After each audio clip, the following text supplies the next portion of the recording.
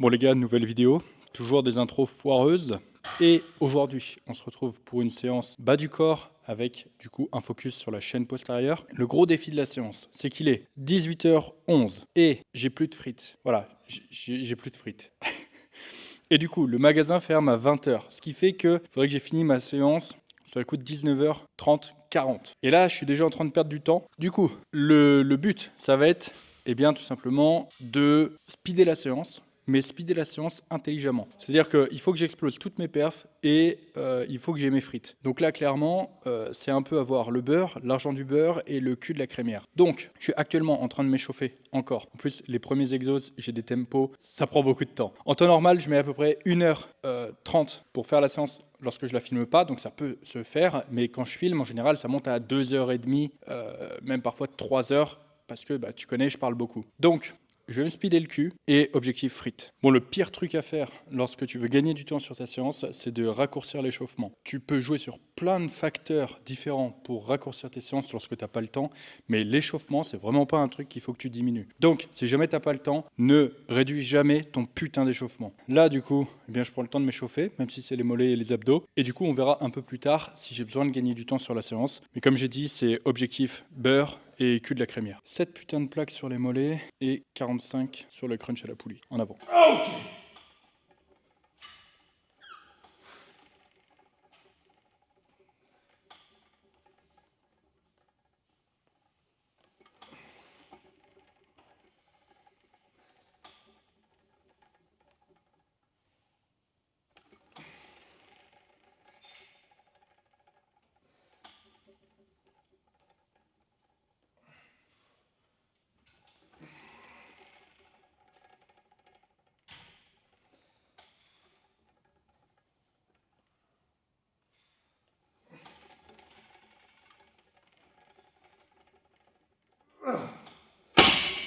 Bon, ce qui vient de se passer, c'est que j'ai été gourmand sur le jump et je l'ai explosé. Bon, ça, t'as l'habitude. Maintenant, tu regardes mes vidéos, tu sais que chaque fois je progresse. Du coup, j'ai mis plus lourd et ça m'a bien chié dessus, mais au moins j'ai progressé. Et là, il y a une petite question que tu peux te poser, qui est assez légitime. C'est pourquoi tu fais une putain de série de 6 sur les abdos? Et juste la réponse à cette question, je t'affiche une photo juste ici. Regarde le volume sur mes abdos. Et maintenant, tu comprends. Bon, on va au mollet maintenant. Ok.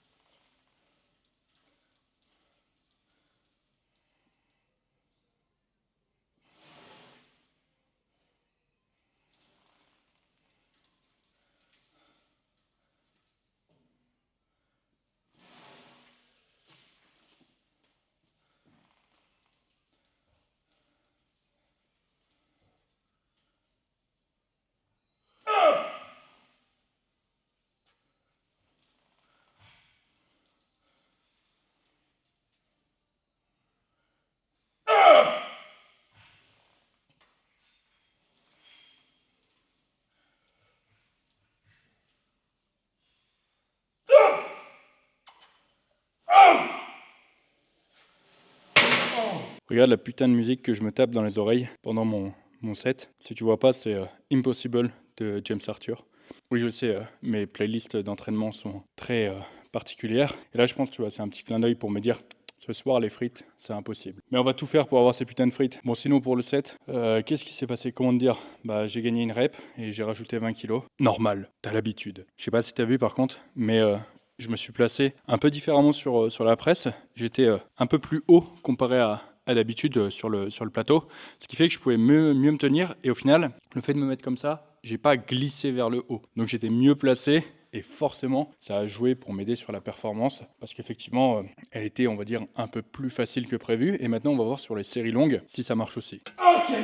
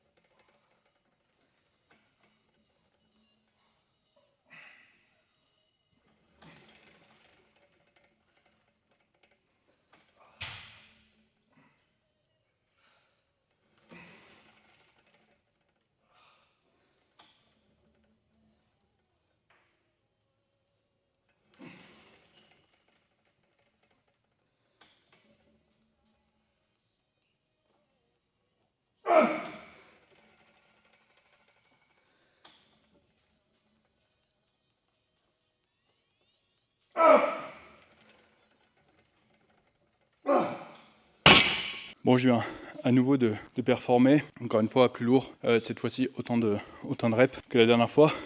Ça a bien explosé et du coup là ce que je vais faire juste après cette série pour gagner du temps, c'est que je vais préparer mon prochain exo, je vais le setup, comme ça encore une fois ça m'évite de le faire une fois que j'ai terminé cet exo et ça me permet de gagner du temps sur la séance. Pour le moment, d'après mes pronostics, on est bon pour les frites. Ok.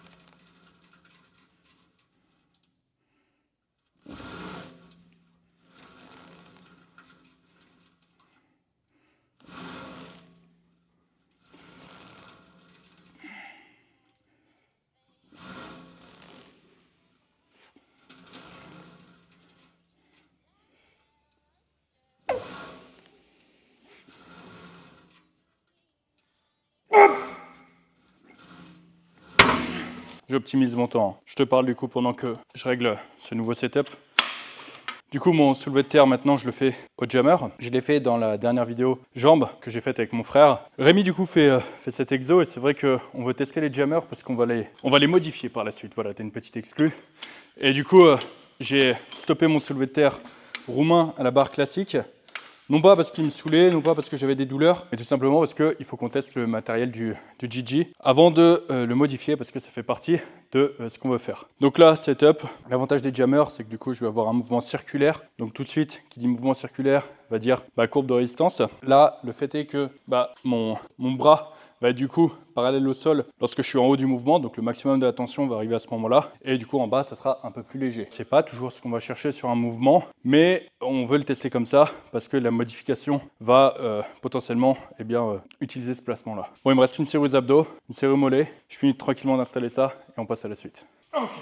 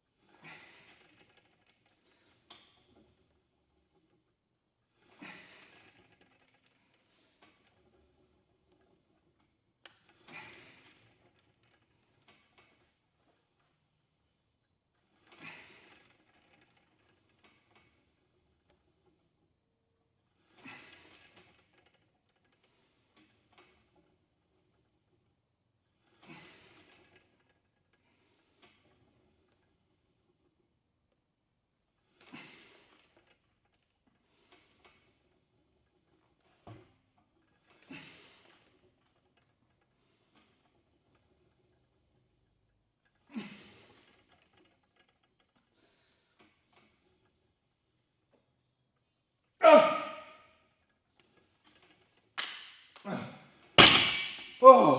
Moi je suis un peu deg parce que du coup je pensais que ça filmait mon dernier set de mollet, mais ça le filmait pas. En plus il était bien. Mon nouveau placement m'empêche également plus de glisser sur la plateforme. Sur mon deuxième set du coup, j'ai réajusté un peu la position de mes pieds sur la plateforme et du coup la presse a la chance d'avoir une plateforme en fait spéciale pour les mollets avec des rebords sur les côtés. Et si quand je pousse dans ces rebords, ça me permet de pas glisser. Et ça c'est juste fantastique et c'est un point supplémentaire pour la Nebula. Mais tu vois, tous ces petits détails, au final je les découvre. Putain, ça fait combien de temps que je fais les mollets sur la presse? Ça fait 3 mois, tu vois. Et au final, le mouvement parfait en fait, c'est comme la femme parfaite. Ça n'existe pas. Le truc c'est que plus tu vas répéter un mouvement et plus tu vas trouver des axes d'amélioration. Donc actuellement, est-ce que je fais bien mes mouvements? En fait, si tu as l'impression que oui, moi je vais te dire non. Pourquoi? Parce qu'en fait, ils seront toujours perfectibles et il y aura toujours une façon de les améliorer. Bon, maintenant, trêve de bavardage. On a dit, il faut des frites. L'objectif frites, on n'oublie pas, on ne perd pas de vue l'objectif. Soit disant passant, j'ai explosé mes perfs aux abdos, j'ai explosé mes perfs aux mollets, comme d'hab. Maintenant, explosons nos perfs sur cet exo. Il faut que je finisse, du coup, tranquillement de m'échauffer dessus, je te passe les détails, et on se retrouve juste après. A few moments later. Bon les gars, on a un problème, il est 19h. Qu'est-ce qui s'est passé ?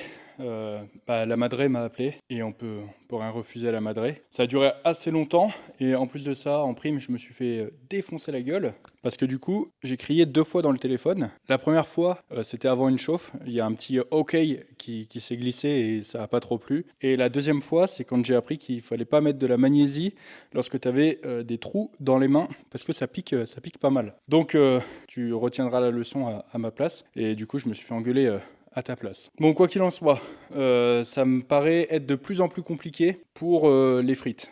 Mais on garde en vue l'objectif. Je suis sur ma dernière de chauffe. Pour le moment, ça se passe plutôt bien. On va voir. Je continue à m'échauffer tranquillement. Et ensuite, eh bien, on essaiera de faire mieux que la dernière fois.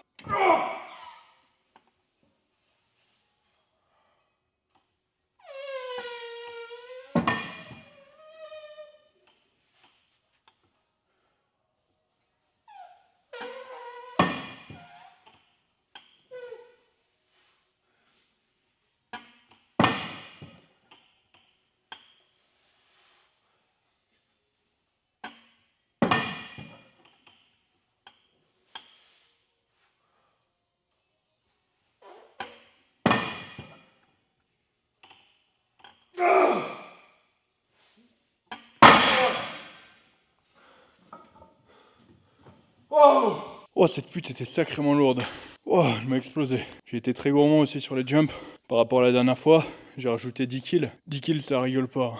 J'ai fait match rep, mais je me suis pas senti super bien sur l'exo. En plus, j'avais pas bien placé mes pieds au départ. Je pensais avoir mes repères, et en fait, je les avais pas. Donc là, sur les back-off, je vais faire un peu plus en sorte de Putain, j'arrive plus à parler. De me familiariser avec le mouvement. Et je pense que la prochaine fois, je retenterai ce poids-là ou peut-être un peu plus bas. Je vais voir. Mais celle-ci m'a bien fracasse.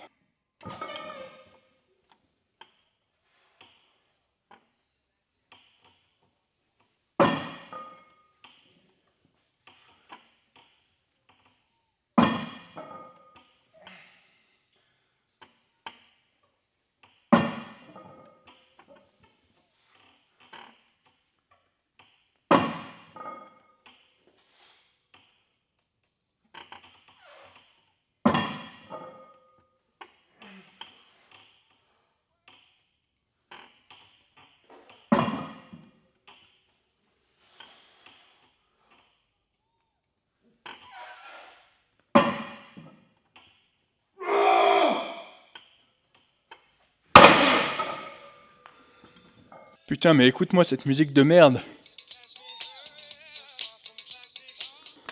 J'ai mis la playlist Hit 2013. Putain, mais pourquoi j'ai fait ça ? Je me suis dit, vas-y, écoute, les sons de 2013, ça va te rappeler l'époque où t'étais skinny, ça va te motiver. Mais bordel ! C'était de la merde ! Ouah, elle m'a flingué comme il faut. J'ai eu mes reps un peu mieux sur la technique, notamment sur les dernières. Je pense que le set d'après va me permettre de consolider tout ça. Bon, j'ai visionné les vidéos et c'est vrai que je perds quand même pas mal ma fixation sur le haut du dos. Encore une fois, je fais pas la séance au bon moment, dans le sens où on s'est entraîné avec Lucas Guif, qui était au gym il y a pas si longtemps. Je pense que d'ailleurs la vidéo avec lui sera sortie au moment de celle-ci.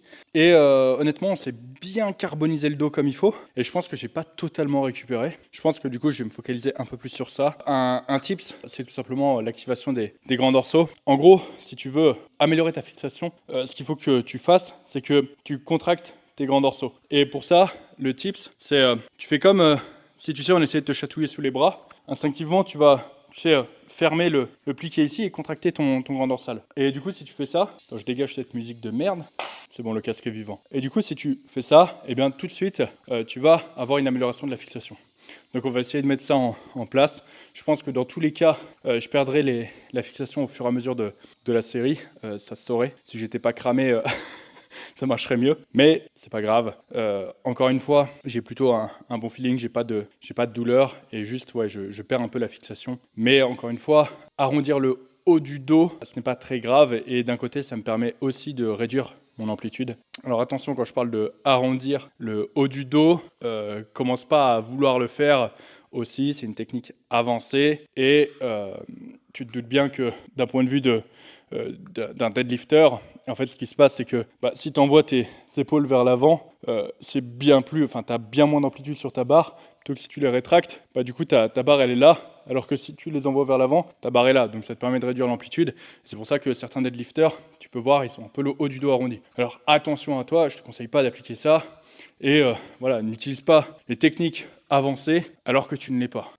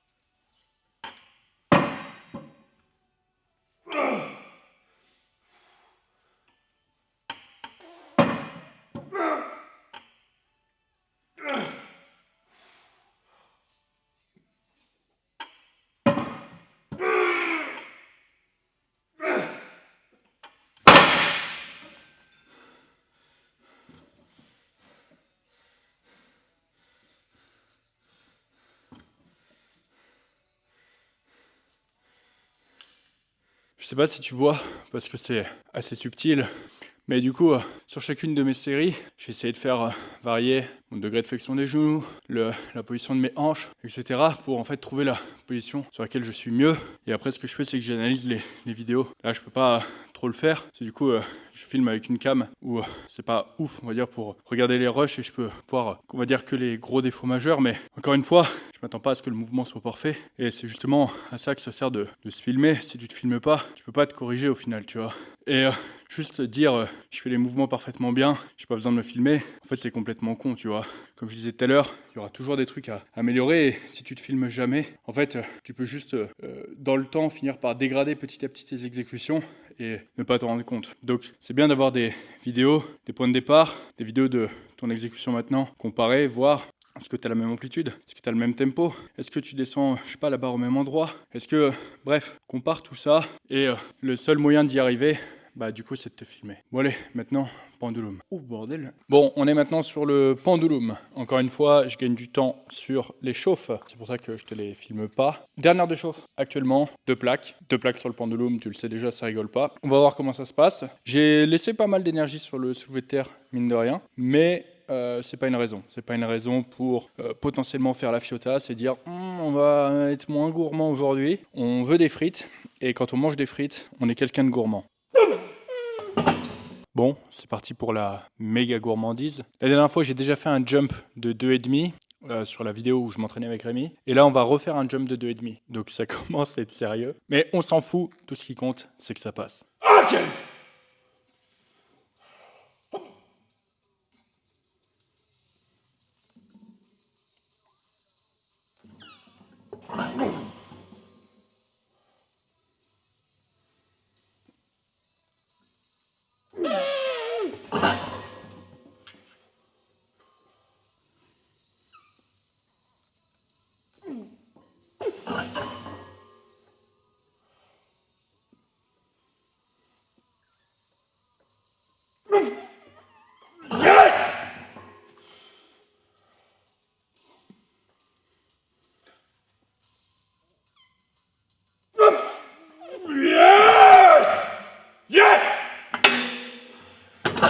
Elle est super bien passée. Et tu vois, j'ai dû vérifier les poids parce que ça m'a semblé bizarre. Mais non, non, je l'ai bien explosé. En fait, même quand je suis gourmand, en fait, je me dis que je pourrais l'être encore plus. Donc, je suis déjà ultra gourmand, mais au final, pas tant que ça, tu vois. Pour que tu puisses te rendre compte, en fait, à quel point déjà j'ai augmenté le poids assez fortement, c'est que là, j'ai rajouté 2,5 kilos en plus. Et si on compare par rapport aux autres personnes qui s'entraînent au GG, en général, sur le pendulum, tu fais soit une augmentation de 0,5, soit une augmentation de 0,25, et déjà ça te chie dessus, tu vois. Et là, le pauvre pendulum, je ne l'ai pas respecté. En plus, les reps étaient belles, les pauses étaient belles. Qu'est-ce que tu veux que je rajoute de plus? Je lui ai bien niqué sa race. Putain, la daronne qui rappelle. Oh merde, j'ai pas répondu à la daronne. Oh bordel! Ok!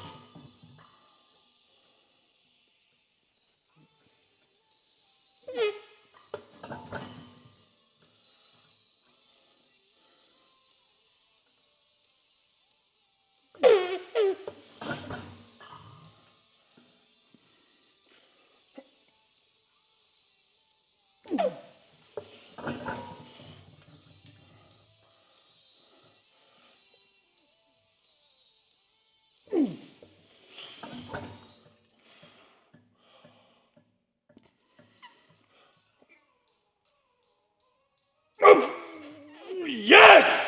Bon, il s'est passé pas mal de petites choses, mais c'est l'heure de mon dernier set. Donc je fais mon dernier set et tu vas voir que j'ai bien plus que le cul de la crémière. Ok!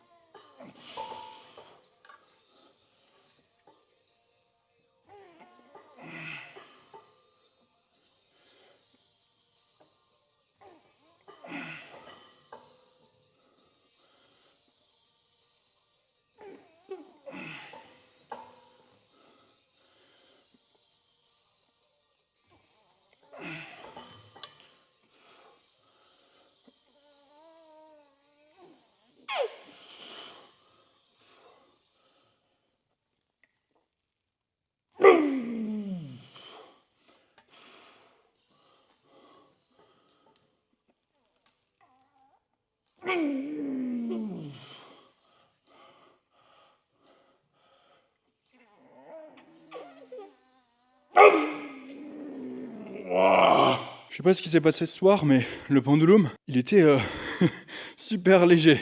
Étonnamment, je crois que c'est la première fois qu'il me semble aussi léger. Oh, une belle victoire, ça fait vraiment du bien. Je vais poser les chaussures. Bon, il faut qu'on fasse un petit état des lieux de la situation. Actuellement, il est 20h15. Il s'est passé pas mal de choses. La dernière fois que je t'ai montré l'heure, je crois qu'il était 19h. Tu dois dire, mais putain, il a fait un exo. Faut que tu saches que j'ai été pas mal dérangé. Encore une fois, je te montre pas tout. Il y a des trucs, c'est ma vie privée tout simplement. Donc tout ça pour te dire que au final, c'est surtout les temps de repos qui ont été un peu plus longs, ce qui peut expliquer pourquoi le pendulum aussi a été un peu plus facile. Bien sûr, il y a toujours, on va dire, des explications. Et tu t'en doutes, les magasins sont fermés. Mais c'est pas parce que les magasins sont fermés que je ne vais pas avoir le beurre, l'argent du beurre, le cul de la crémière, et même on peut dire que j'ai eu le cul de toutes les crémières de France, parce que regarde-moi ces belles patates douces, qui sont en train d'être épluchées bien gentiment, 1,5 kg de patates douces, qui va aller tout droit dans le air fryer, pendant que je finis tranquillement ma séance, et au final, j'ai mes perfs, ma séance, où du coup je peux prendre le temps de te parler, et en plus de ça, j'ai mes frites. Donc là, c'est ce que je te disais, c'est beurre, argent du beurre, cul de la crémière, cul de la mère de crémière. Ouais, j'ai dit n'importe quoi, mais bon, t'as compris. Et si tu te demandes comment j'ai fait pour avoir mes patates douces, c'est très simple, j'ai appelé Uber Patate. Et Uber Patate m'a emmené mes patates. Non, j'ai pas quitté la séance pour aller chercher mes... Non, je suis pas con à ce point. J'aurais pu le faire, mais je l'ai pas fait. Je l'ai pas fait ce soir. Bref, je pèle mes patates, je les mets dans le air fryer, et on se retrouve sur le lecteur lassi.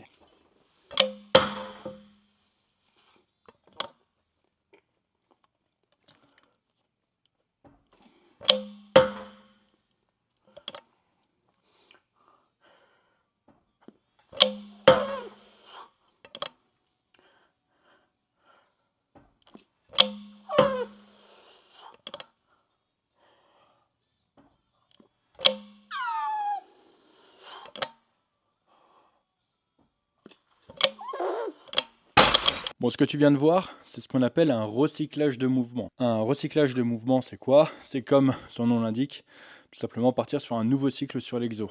Ça arrive quand soit on change la technique, soit par exemple on n'arrive plus à progresser. Donc là, je suis dans le cas où j'ai changé la technique. Pourquoi? Tout à l'heure, il y avait Rémi, tu as raté du coup une super discussion autour du leg curl assis. Et en fait, il s'est avéré que en regardant les vidéos sur mon leg curl assis, j'ai deux problématiques. La première, c'est que je me pousse en fait sur les poignets du haut, ce qui fait que je tends les bras en fait pour être dans une position de force. Et je sais pas si tu vois, mais en fait progressivement, je finis de plus en plus à être allongé. Et ici, on fait un leg curl assis, on fait pas un leg curl allongé, tu vois. Donc je commençais à perdre l'intérêt du mouvement. Deuxième chose, le fait de me pousser en fait très fort sur ces poignets du haut, en fait c'était ça qui me prenait le plus d'énergie sur la série, bien plus au final que le mouvement de flexion. Donc, eh bien, ma technique n'était pas bonne et du coup, bah, encore une fois, ça prouve qu'il n'y a pas de technique universelle sur tous les leg curls assis, parce que jusqu'ici, bah, sur la plupart des leg curls assis, c'est la technique que j'utilisais, mais tu vois, sur celui-ci, sur le leg curl assis Life Fitness Pro 2, bah, au final, si tu fais comme moi, en ayant la même structure, parce que tu vois, tu prends Rémi, lui, quand il le fait, bah, ça fit parfaitement avec sa structure, et au final, il n'a pas besoin d'adapter son mouvement comme moi. Donc les adaptations, en fait, elles sont ultra simples. C'est juste qu'au lieu de me pousser ici, maintenant, je me pousse ici. Et du coup, j'ai toujours mon bras tendu, mais en ayant le bras tendu ici, bah, en fait, tu vois, c'est pas pareil que ici. Donc, je suis déjà moins penché en arrière. Donc, bah, je récupère l'intérêt du mouvement tout en gardant ma stabilité. Et également, je suis dans une position qui me demande moins de force. Et du coup, ça me fatigue moins de me tenir comme ça. Et en fait, ça fait écho à ce que je disais tout à l'heure. Il y aura toujours des putains de trucs à améliorer sur tes mouvements. Et c'est pour ça qu'il faut te filmer. Tu vois, ça, je l'ai constaté tout simplement dans le temps. C'est-à-dire que quand j'ai commencé mon mouvement, bah, au final, j'avais pas besoin de me pousser autant dans les poignets que quand j'utilise des charges lourdes. Donc au final, tu vois, j'avais le bras un peu tendu.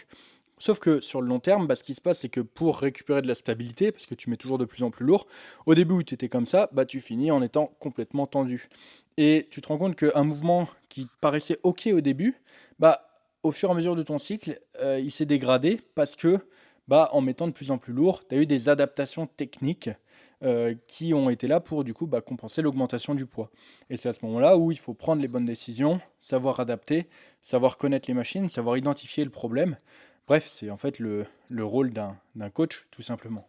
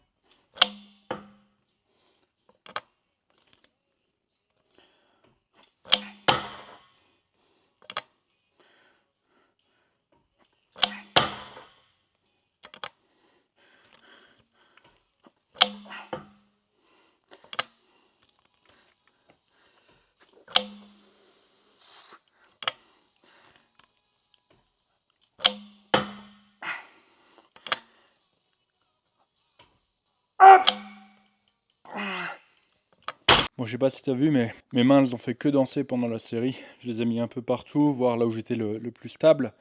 C'était une série plus légère, donc forcément, j'ai mon propre poids de corps qui m'aide à garder de la stabilité.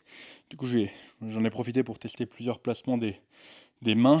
Au final, celui de base était bien. Mais encore une fois, sur les séries assez longues, il est quand même compliqué à tenir. Donc c'est pour ça aussi que j'ai eu ce besoin naturel d'aller chercher ailleurs. Il faut que je m'habitue à ce nouveau setup. Et de toute façon, il reste une dernière série longue. Et après, je pense que ça permettra de valider le setup. Oh.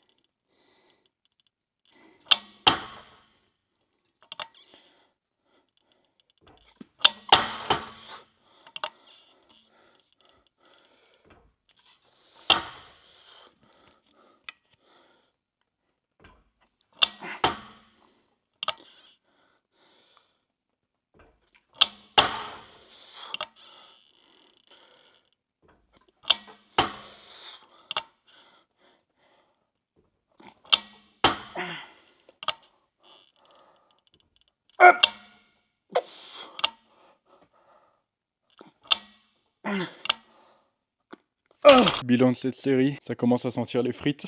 J'ai laissé la porte ouverte du gym et bordel, ça sent les frites. Bon, j'ai commencé aussi à m'échauffer sur la machine à adducteurs pendant mes temps de repos sur le leg curl assis. Donc je vais monter tranquillement jusqu'à ma charge de travail. On va faire le set et après bordel, on va les bouffer.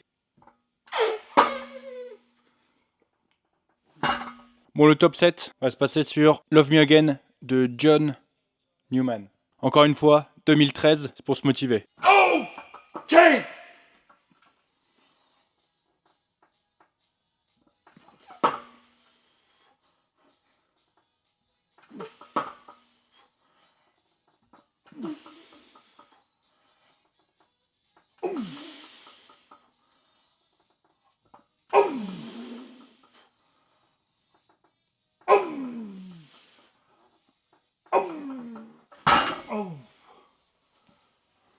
Bon, elle m'a vraiment chié dessus pour le coup. Le lock est de plus en plus dur, mais en même temps, ça va pas être de plus en plus facile non plus. Je vais voir. C'est vrai que jusqu'ici, j'ai toujours fait des jumps d'enculé. Donc je pense que ça va peut-être me, me calmer pour les prochaines séances. Dans tous les cas, je prends ma progression. C'est pas mon seul set. Et malgré tout, il m'a quand même bien défoncé les adducteurs. Bon, par contre, autant tout à l'heure ça sentait bon la frite, autant là ça commence à sentir le cramé, donc ça me fait un peu peur. Bon, après vérification, les frites sont saines et sauves et sont prêtes à être défoncées. Donc je finis mes 2 sets. J'ai eu le plaisir d'en goûter une et ça m'a donné toute l'énergie nécessaire pour terminer cette séance. OK.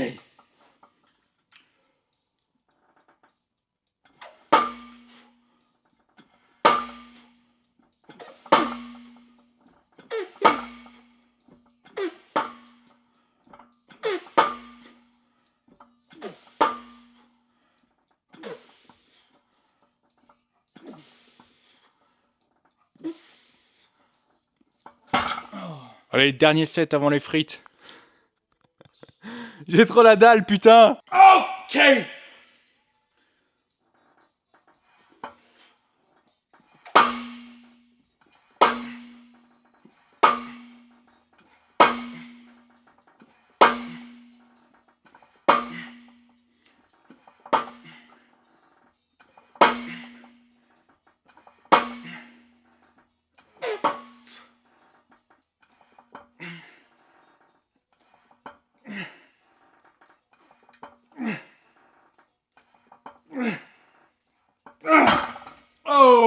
Oh putain, c'était une très très bonne séance. Les adducteurs, à la fin je me suis un peu précipité, mais je t'avoue que je pète la dalle. Tu peux pas savoir à quel point j'ai faim. Et là, de savoir que j'ai 1,5 kg de patates douces qui m'attend, j'ai des carottes râpées aussi, et du foie de veau. Oh bordel. Oh bordel. Bon, regarde-moi comment on va finir cette vidéo. Regarde-moi ça. Des belles frites, bordel. Je t'ai cassé les couilles toute la putain de vidéo pour ces frites. Bon là, il y en a pas mal, mais tout ne logeait pas dans l'assiette. Donc ce qui est cool, c'est que j'ai plusieurs assiettes. Avec ça, j'ai du foie de veau. J'ai mes carottes aussi qui sont encore au frigo. Et comme j'ai super faim aussi, je vais faire la technique de la tomate. Je sais, c'est pas trop la saison, mais la tomate, étonnamment, ça me cale bien. Alors les tomates cerises, c'est mieux. Je te renvoie du coup au podcast si tu veux savoir pourquoi. Je vais compléter aussi pas mal avec des bananes. Et on verra si j'ai vraiment encore faim, je ferai la technique légendaire du konjac. Parce que là, je t'avoue que j'ai la turbo-dalle. Bon, du coup, c'est ça qui conclut ce vlog et cette magnifique journée pour moi. Je ne sais pas comment a été ta journée au moment où tu regardes cette vidéo, mais pour moi, ça a été une journée ultra intense. C'était la fin du coup de la transition pour les membres qui étaient dans le cycle 1 du programme Prime dans le cycle 2. Et je t'avoue que je stressais pas mal parce qu'il y a pas mal de nouveautés dans le cycle 2. J'avoue que je ne savais pas ce que les gens allaient en penser. Il y a plein de nouvelles programmations. Le Prime Nutrition a plein de nouvelles options aussi. Le Prime Workout, c'est pareil, tout a été amélioré, du logbook au choix des exos. Bref, ça n'a plus rien à voir avec le programme du premier cycle. Et je t'avoue que, tu sais, c'est toujours la même chose quand tu changes quelque chose. Même si c'est pour l'améliorer, certaines personnes vont aimer, d'autres non. Et depuis tout à l'heure, là, c'est pour ça aussi que j'étais de bonne humeur, c'est que pendant toute la séance, j'ai reçu des messages sur le groupe privé, des personnes qui ont testé les premières séances du nouveau cycle et qui sont genre juste trop contents. J'ai vu aussi du coup des personnes envoyer leur bilan parce que du coup ils n'avaient pas eu le temps de le faire au cours de la semaine. Et il y en a qui ont énormément progressé sur ce premier cycle. Donc vraiment ultra content. À côté de ça, du coup, je fais ma séance. J'explose tout et la récompense ultime pour moi c'était les frites. J'y ai pensé toute la journée et maintenant Ouais, elles sont bien croustillantes, hein.